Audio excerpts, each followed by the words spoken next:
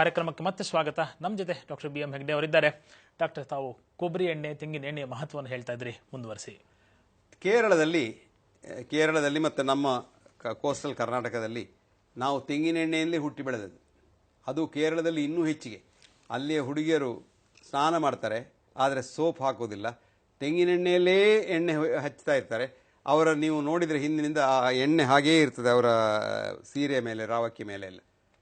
ಅವರಿಗೆ ಒಂದು ಕಾಯಿಲೆ ಇಲ್ಲ, ತಲೆಯಲ್ಲಿ, ಚರ್ಮದಲ್ಲಿ, ಮುಖದಲ್ಲಿ ಒಂದೇ ಒಂದು ಮೊಡವೆ ಇಲ್ಲ. ಯಾಕೆಂದರೆ ಅವರು ತೆಂಗಿನೆಣ್ಣೆಯೇ ಉಪಯೋಗಿಸಿ ಮಾಡ್ತಾರೆ.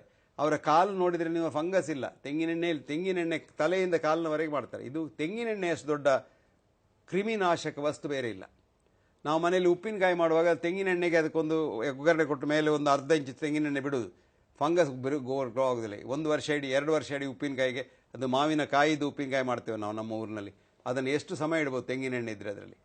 ಹಾಗಾಗಿ ತೆಂಗಿನೆಣ್ಣೆ ಒಂದು ದೊಡ್ಡ ಕ್ರಿಮಿನಾಶಕ. ಇನ್ನು ನೀವು ಮನೆಯಲ್ಲಿ ತುಂಬ ನೊಣ ಇದೆ, ನಿಮ್ಮ ಇದರಲ್ಲೆಲ್ಲ ನೊಣ ಬಂದು ಕೂತ್ಕೊಳ್ತೇವೆ ಅಂದರೆ ಅದನ್ನು ಕ್ಲೀನ್ ಮಾಡಲಿಕ್ಕೆ ಫ್ಲಿಟ್ಟಲ್ಲಿ ಹೊಡಿಬೇಕು ಅಂತಿಲ್ಲ. ನೀವು ಆ ಮೇಜಿನ ಮೇಲೆ ತೆಂಗಿನೆಣ್ಣೆಯನ್ನು ಒರೆಸಿಬಿಟ್ರೆ ಸಾಕು. ಒಂದು ತಿನ್ ಲೇಯರ್ ಆಫ್ ತೆಂಗಿನೆಣ್ಣೆ ಒರೆಸಿಬಿಟ್ರೆ ಅದರಲ್ಲಿ ನೊಣ ಕೂತ್ಕೊಂಡ್ರು ಆ ನೊಣದ ಕಾಲಿನಲ್ಲಿದ್ದ ಕ್ರಿಮಿಯೆಲ್ಲ ಅಲ್ಲೇ ಸತ್ತು ಹೋಗ್ತದೆ.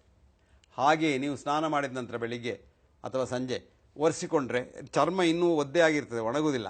ಆ ಹೊತ್ತಿಗೆ ನೀವು ಒಂದು ತೆಂಗಿನೆಣ್ಣೆಯನ್ನು ಮೈಯೆಲ್ಲ ಚೆನ್ನಾಗಿ ರಬ್ ಮಾಡಿರಬೇಕು.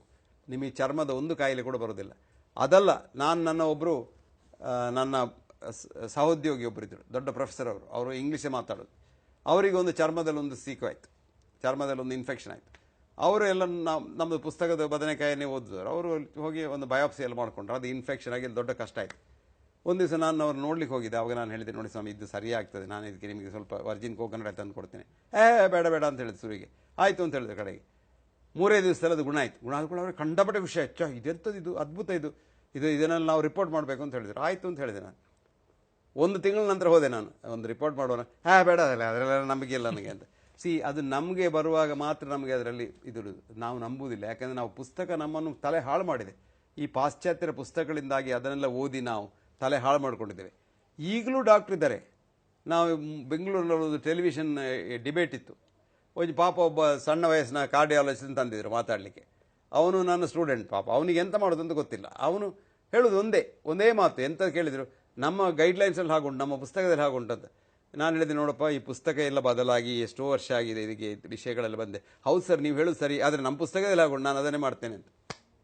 ಈ ಪುಸ್ತಕದ ಬದನೆಕಾಯಿಯನ್ನು ಇನ್ನೂ ತೆಂಗಿನೆಣ್ಣೆ ಹಾಳು ಅಂತ ಹೇಳುವವರು ಡಾಕ್ಟರ್ಗಳು ಇದ್ದಾರೆ. ಒಂದು ಕ್ರಿಮಿನಾಶಕ. ಎರಡನೇದು, ತೆಂಗಿನೆಣ್ಣೆಯನ್ನು ನೀವು ಚಳಿಗಾಲದಲ್ಲಿ ಈ ಬೆಂಗಳೂರು ಪ್ರದೇಶದಲ್ಲಿ ತುಂಬ ಜನರಿಗೆ ಸೋರ್ ಥ್ರೋಟು, ಕೋಲ್ಡು, ಇದೆಲ್ಲ ಬರ್ತದೆ. 1 ಚಮಚ ತೆಂಗಿನೆಣ್ಣೆ ಬೆಳಿಗ್ಗೆ ಎದ್ದ ಕೂಡಲೇ ಅದನ್ನು ತೆಗೆದು ಬಾಯಲ್ಲಿ ಹಾಕ್ಕೊಳ್ಳಿ. ಅದು ವರ್ಜಿನ್ ಕೋಕೋನಟ್ ಆಯಿಲ್ ಬಹಳ ಒಳ್ಳೆಯದು. ಅದನ್ನು ಹಾಕ್ಕೊಳ್ಳಿ, ಅಲ್ಲೇ ಇಡಿ. ಆ ತೆಂಗಿನೆಣ್ಣೆ ಅಲ್ಲಿಂದಲೇ ಹೀರಿ ಹೋಗ್ತದೆ, ಅಲ್ಲಿಯೇ ಕರಗಿ ಅಲ್ಲಿಂದಲೇ ಹೀರಿ ಹೋಗ್ತದೆ. ಯಾಕೆಂದರೆ ತೆಂಗಿನೆಣ್ಣೆ ಮತ್ತು ತಾಯಿ ಹಾಲು ಎರಡೇ ಬಾಯಲ್ಲಿ ಡೈಜೆಸ್ಟ್ ಆಗುವುದು, ನೆನಪಿಟ್ಟುಕೊಳ್ಳಿ. ಅದಕ್ಕಾಗಿ ಒಂದು ಮಗುವಿಗೆ ತಾಯಿ ಸತ್ತು ಹೋದರೆ ಮೊದಲನೇ ವರ್ಷದಲ್ಲಿ ಆ ಮಗುವಿಗೆ ಬೇರೆ ಯಾವ ಆಹಾರವನ್ನು ಕೊಡಲಿಕ್ಕೆ ಸಾಧ್ಯ ಇಲ್ಲ. ಯಾವ ಫ್ಯಾಟ್ ಕೊಟ್ಟರೂ ಆ ಮಗು ಸತ್ತು ಹೋಗ್ತದೆ. ತೆಂಗಿನೆಣ್ಣೆ ಮಾತ್ರ.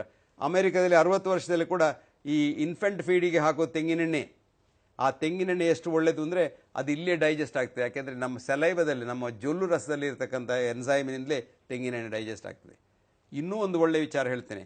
ತೆಂಗಿನೆಣ್ಣೆ, ನೀವೀಗ ದಪ್ಪ ಇದ್ದೀರಿ, ಕೊಬ್ಬಿದೆ, ನಿಮ್ಮ ವೆಯ್ಟ್ ಕಮ್ಮಿ ಆಗಬೇಕು, ಬಾಯಲ್ಲಿ 1 ದೊಡ್ಡ ಟೇಬಲ್ ಸ್ಪೂನ್ ತೆಂಗಿನೆಣ್ಣೆಯನ್ನು ಬೆಳಿಗ್ಗೆ ಹಾಕಿ ಇಟ್ಟುಕೊಳ್ಳಿ. ಅದು ಅಲ್ಲೇ ಡೈಜೆಸ್ಟ್ ಆಗಿ ಕೀಟೋನ್ ಆಗ್ತದೆ. ಈ ಕೀಟೋನ್ ಆದ ಕೂಡ ನಿಮ್ಮ ವೆಯ್ಟ್ ಕಡಿಮೆ ಆಗ್ತದೆ, ನಿಮ್ಮ ಮೆಟಬಾಲಿಸಮ್ ಮೇಲೆ ಹೋಗ್ತದೆ. ಮೆಟಬಾಲಿಸಮ್ ಮೇಲೆ ಹೋದ ಹಾಗೆ ನಿಮ್ಮ ಬಾಡಿ ವೆಯ್ಟ್ ಕಡಿಮೆ ಆಗ್ತದೆ. BMR ಹೆಚ್ಚಾದಾಗೆ ಬಾಡಿ ವೆಯ್ಟ್ ಕಡಿಮೆ ಆಗ್ತದೆ. ಇದು ಬಾಡಿ ವೆಯ್ಟನ್ನು ಕಡಿಮೆ ಮಾಡಲಿಕ್ಕೆ ಒಂದು ಬಹಳ ಒಳ್ಳೆಯ ಪ್ರಕ್ರಿಯೆ.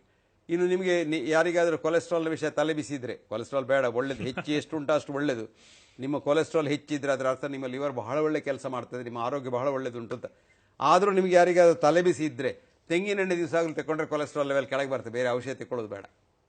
ಅದು ಅಲ್ಲದೆ ಈಗ ನಮಗೆ ಲೇಟೆಸ್ಟ್ ಏನು ಗೊತ್ತಿದೆ ಅಂದರೆ, ತೆಂಗಿನೆಣ್ಣೆಯನ್ನು ಬಾಯಲ್ಲಿ ಇಟ್ಟರೆ ಅದು ಡೈಜೆಸ್ಟ್ ಆಗಿ ಗ್ಲೂಕೋಸ್ ಆಗಿ ಹೋಗುವುದಿಲ್ಲ, ಅದಲ್ಲೇ ಕೀಟೋನ್ ಆಗ್ತದೆ. ಫ್ಯಾಟ್ನಿಂದ ಕೀಟೋನ್ ಬರ್ತದೆ. ಆ ಕೀಟೋನ್ ಅಂತ ಹೇಳೋದು ಮೆದುಳಿನ ಕಣಗಳು ಸಾಯ್ತಾ ಇರುವಾಗ ಕೂಡ ಅದಕ್ಕೆ ಆಹಾರ ಕೊಡ್ತದೆ. ಇಲ್ಲಿದ್ರೆ ಮೆದುಳಿನ ಕಣಕ್ಕೆ ಗ್ಲೂಕೋಸ್ ತೆಕ್ಕೊಳ್ಳಿಕ್ಕೆ ಆಗೋದಿಲ್ಲ.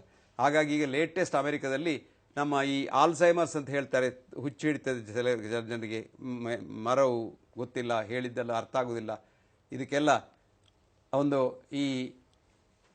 ಈ ತೆಂಗಿನೆಣ್ಣೆ ಒಂದು ಈಗ ಅದಕ್ಕೆ ಔಷಧ. ಈಗ ಈ ತೆಂಗಿನೆಣ್ಣೆಯನ್ನು ಹಲವು ವಿಧದಲ್ಲಿ ನಾವು ಈ ಟ್ರೀಟ್ಮೆಂಟಿಗೆ ಕೂಡ ಉಪಯೋಗ ಮಾಡೋದು. ಅದೊಂದು ಔಷಧ. ಚರ್ಮ ರೋಗಗಳಿಗೆ ತೆಂಗಿನೆಣ್ಣೆ ಒಂದು ಬಹಳ ಒಳ್ಳೆಯ ಔಷಧ. ಇನ್ನು ಡ್ರೈ ಸ್ಕಿನ್ನವರು ಇರ್ತಾರೆ ಕೆಲವರಿಗೆ, ಅವರಿಗೆ ಈ ಚಳಿಗಾಲದಲ್ಲೆಲ್ಲ ಸ್ಕಿನ್ ಎಲ್ಲ ಡ್ರೈ ಆಗಿ ಅದು ಬ್ರೇಕ್ ಆಗಿ ಅದು ಇನ್ಫೆಕ್ಷನ್ ಎಲ್ಲ ಆಗ್ತದೆ. ಇದಕ್ಕೂ ಕೂಡ ತೆಂಗಿನೆಣ್ಣೆಯನ್ನು ಸರಿಯಾಗಿ ಹಾಕ್ಕೊಂಡ್ರೆ ಇದು ಒಳ್ಳೆಯ ಆಹಾರ.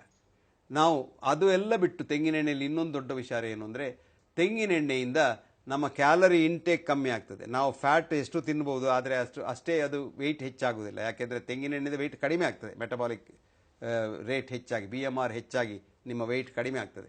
ಸೊ ಎಲ್ಲ ವಿಚಾರದಲ್ಲಿಯೂ, ಅದು ಆರೋಗ್ಯದಲ್ಲಿರ್ಬೋದು, ಆರೋಗ್ಯವನ್ನು ಪ್ರಿಸರ್ವ್ ಮಾಡೋದ್ರಲ್ಲಿರ್ಬೋದು, ಕ್ರಿಮಿಗಳನ್ನು ಕೊಲ್ಲುವುದರಲ್ಲಿರ್ಬೋದು, ಅಥವಾ ಔಷಧಿಯಾಗಿ ತೆಂಗಿನೆಣ್ಣೆಯನ್ನು ಎಲ್ಲ ರೀತಿಯಲ್ಲಿಯೂ ನಾವು ಉಪಯೋಗ ಮಾಡ್ಬೋದು.